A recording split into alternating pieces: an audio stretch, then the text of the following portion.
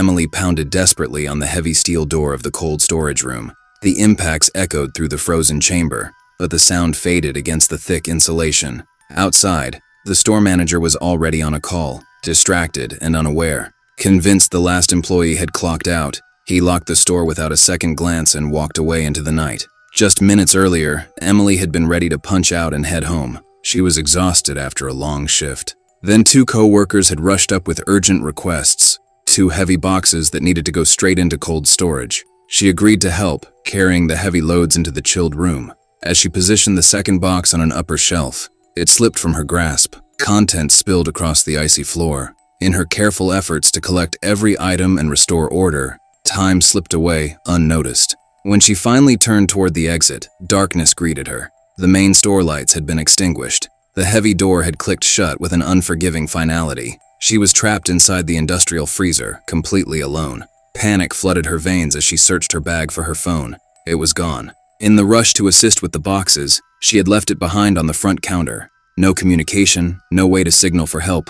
No one knew she was still inside. The cold hit her immediately. The storage room hovered around 0 degrees Fahrenheit, and the industrial fans hummed relentlessly overhead, circulating freezing air. Emily's breath came out in visible clouds. She rubbed her arms, trying to stay calm. Her family was anxiously waiting for her return, growing increasingly worried. She was usually home from work by this time, but they had no idea that Emily was trapped inside her own workplace. Her boyfriend Sam was also becoming frantic as his repeated calls went unanswered. Meanwhile, Emily moved around the confined space, rubbing her arms vigorously, searching for anything that might offer protection or a means of escape. She spotted a metal cart and began slamming it against the door with all her strength. The crashes rang out, loud and violent, but the reinforced door didn't budge. Discomfort shot through her. Her arms trembled, strength drained. The door remained unmoved, an immovable sentinel sealing her fate. Defeated for the moment, she sank onto the freezing floor, knowing she faced a long night until the store reopened in the morning.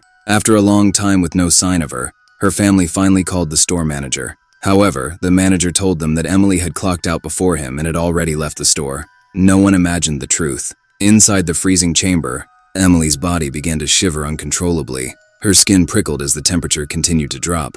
The chill was already threatening her fingers and toes. She searched the shelves frantically for anything that could help. Old cardboard, plastic wrap, packing materials, anything to create a barrier against the cold. Then she remembered the movie theater attached to the mall, and a spark of hope ignited. The final showing of the night would be letting out soon, releasing the crowd into the corridors. If she could generate enough noise, perhaps someone might hear through vents or thin connecting walls. Emily seized a large steel tray and positioned herself near what she believed was the best transmission point. She waited in tense silence, ears straining for any distant sound of movement. When the muffled rumble of people exiting the theater finally reached her, she struck the tray with ferocious intensity. The metallic clangs reverberated through the room and hopefully beyond. She continued without pause, arms burning, voice hoarse from shouting into the void. For a fleeting instant, it seemed possible. A young boy in the dispersing crowd paused, head tilting toward the strange noise. Yet the chatter and footsteps of the audience swallowed any further notice. Emily's strength finally crumbled.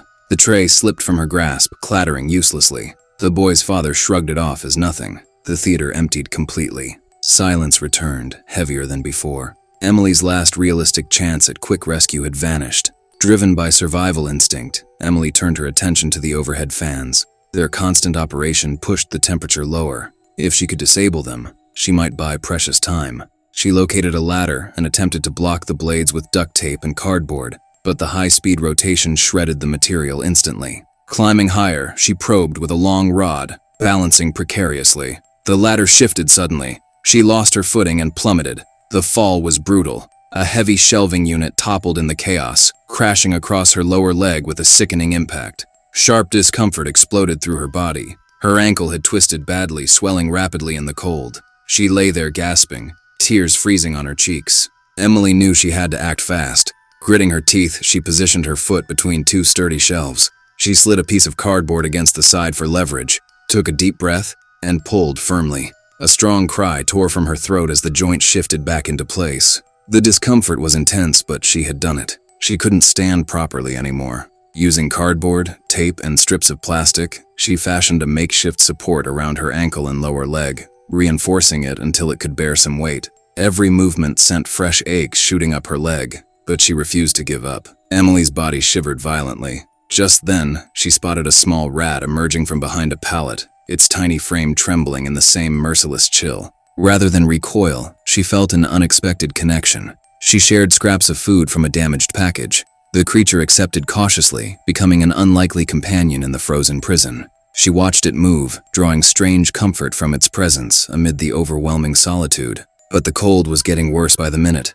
Emily's body shook uncontrollably as the freezing air cut straight to her bones. Determined not to give up, she came up with another plan to stop the relentless fans. Grabbing a long metal rod, she furiously worked to remove the protective barrier covering the blades. After an intense struggle, she finally managed to pull it off. Now the fan spun wildly right in front of her. She stared at the dangerous blur of blades and thought, if I can jam the rod in there, maybe I can stop it. Heart pounding, she thrust the rod toward the spinning fan. But the moment it made contact, the powerful blades slammed into the metal with terrifying force. The violent jolt ripped through her arms and knocked her off. Shaken, Emily immediately dropped the idea. The cold pressed in harder. She found a lighter in her belongings and ignited scraps of paper. Flames danced, radiating warmth that soothed her chilled skin and raised the immediate temperature slightly. Yet thick smoke rapidly filled the enclosed space, burning her lungs and eyes. Coughing violently, she extinguished the fire before it could consume her oxygen. The relief had been temporary. Examining the remnants, an image of an igloo on a printed label caught her eye. Inspired, she emptied a large shelving unit, tipped it onto its side, and layered it extensively with cardboard and plastic for insulation. She crawled into the crude shelter with her small companion, huddling together for shared body heat. Exhaustion eventually pulled her into a shallow, tormented sleep. She awoke to a new discomfort. Her skin had stuck tightly to the metal surface. Pulling free caused stinging sensations, leaving tender spots. Pain flared intensely. Worse, the rat lay motionless on the floor, overcome by the cold during the night. Her only living companion in the ordeal had perished. Emily broke down, sobs racking her shivering frame. Loneliness and despair threatened to crush her spirit completely. Hours blurred into a haze of struggle. Outside, her father and Sam had mobilized fully. They questioned every coworker, revisited the store, and persuaded police to search them all thoroughly. Teams spread out, checking every possible location with growing urgency. Within the storage room, Emily's body approached its limits. Her lips turned a deeper shade, and movements became sluggish and uncoordinated. The only remaining hope was stopping those relentless fans. She hurled packaged foods at the blades, attempting to jam the mechanisms. Many attempts failed. Her injured ankle throbbed again under strain, dropping her to the floor in fresh discomfort. Undeterred, she wrapped her entire body in multiple layers of plastic wrap, trapping what little body heat remained against her skin. Climbing once more with fading strength, she focused on the fans. After exhausting repeated efforts, one blade finally caught and stopped. She stuffed it densely with packages until it remained silent. Renewed determination surged as she targeted the second fan. Yet her body betrayed her. Muscles failed completely. She collapsed hard onto the icy floor. Now barely able to move, her skin took on a pale, chilled tone. She dragged herself to the wall and leaned against it, drawing shallow, painful breaths. In a final flicker of clarity, she noticed a screw on a ventilation cover. Using her hairpin as a tool, she worked it slowly, her fingers numb and clumsy. The screw turned gradually. By a stroke of incredible luck, Emily's father arrived at the mall with the police at that very moment. They had spread out across the entire building, desperately searching every corner for any sign of her.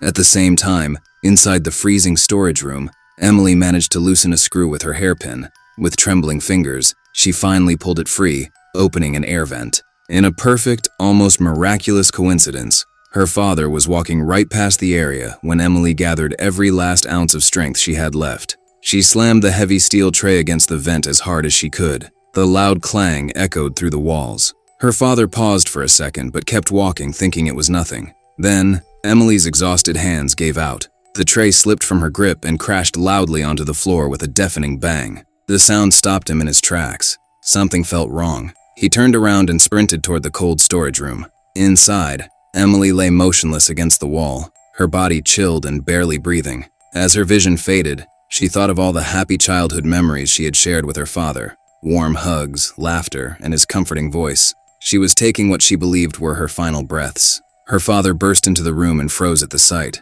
Emily lay completely still on the floor, not moving at all. For a horrifying moment, everyone thought she was gone. Heart-wrenching sobs filled the icy room as her father dropped to his knees beside her. Then, something magical happened. Emily's fingers weakly brushed against her father's body, a faint but unmistakable touch. "She's alive!" he shouted. Without wasting a second, they carefully lifted her fragile body and rushed her to the hospital. Against all odds, Emily survived her terrifying ordeal. In the final scene of the movie, as she lies safe in the hospital bed surrounded by her loved ones, a soft, beautiful smile appears on her face, a quiet testament to her unbreakable will to live.